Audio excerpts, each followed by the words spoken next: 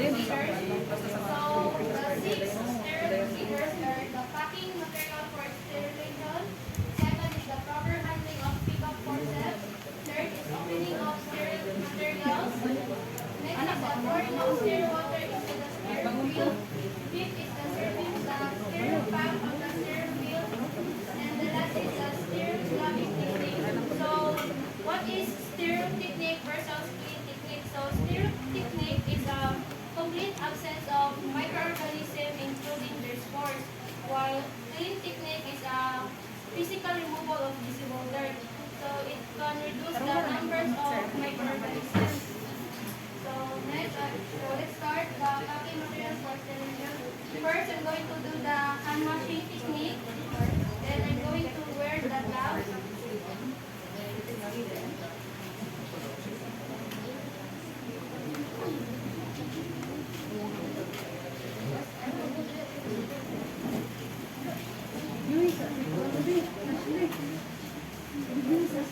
Nana.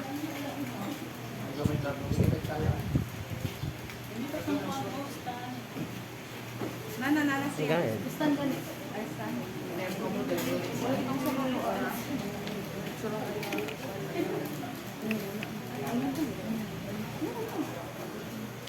going to get the packaging sheet. And now we're going to put it in the carton table. Place it diagonally.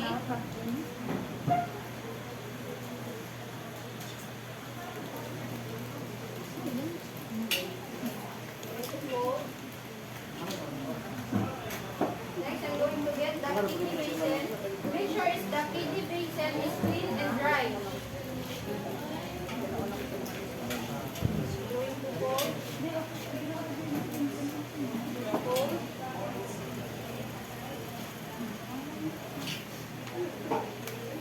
Fold the right side. Make a flap.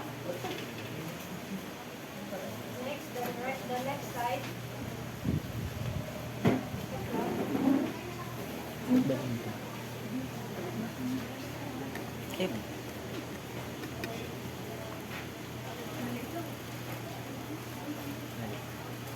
going to roll it. Make sure not too tight, not too loose. Make it snuggy.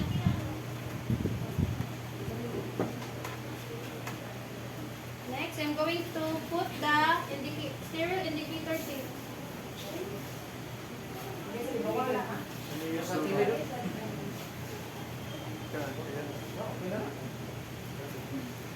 So, sterile indicator tape, if it is turned to black or brown, it means the material is fully sterilized.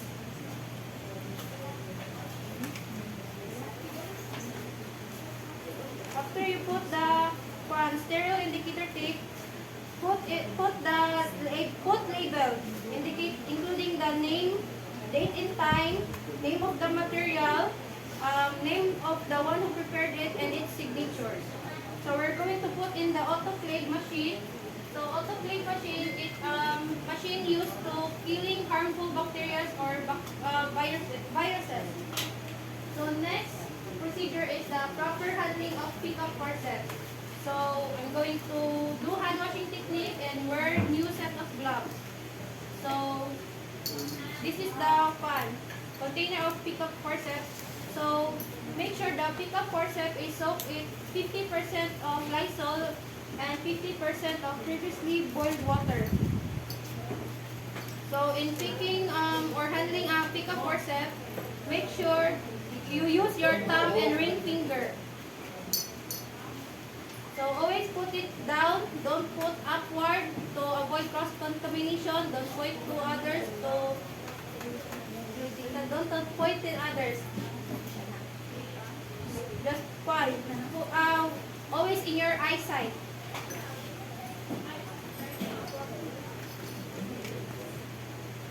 Set aside. Next is opening of sterile materials. So I'm going to do the hand washing and wear a new set of gloves. I'm going to get the material in the autoclave machine. So unfasten the tape, including the label. Going get the pick-up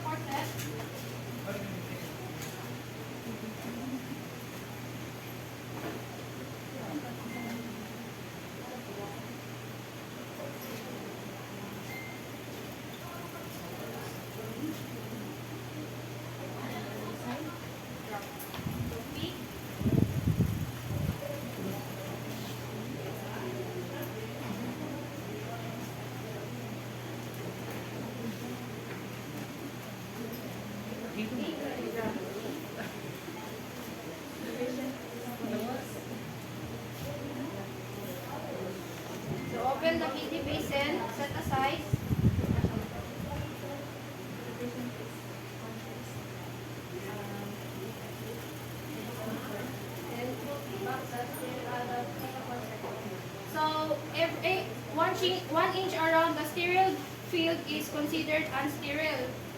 So, next is the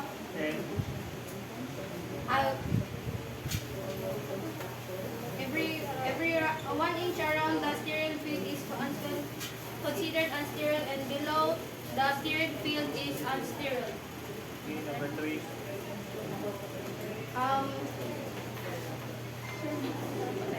Wetting. If it gets wet it's considered unsterile. So next is the pouring of sterile water into the sterile field. So sterile water, make sure check the integrity, the name, the discoloration, the expiration date. Okay, none.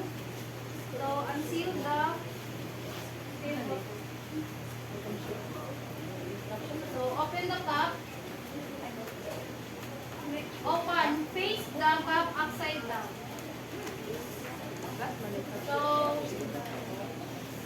we're going to pour a small amount of sterile water in the clean kidney basin, 3 to 4 inches away from the. Yeah.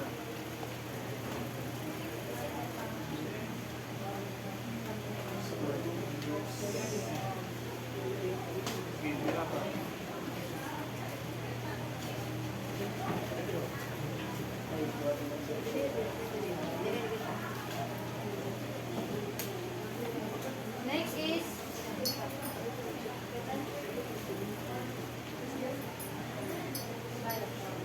I'm going to insert my dominant hand.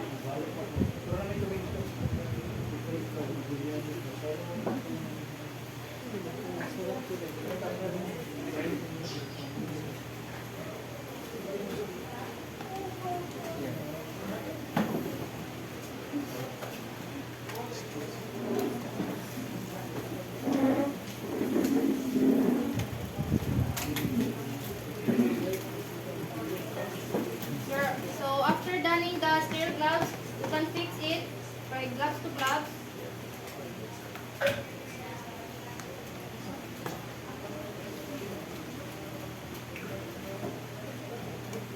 So after taking care of the patient or doing the surgery or dressing the wounds, you can now remove the gloves. So before removing it or ducting, you have to rinse it first. If there's any blood or any bacteria, then I'm going to dump and discard it in the waste receptacle. That's all.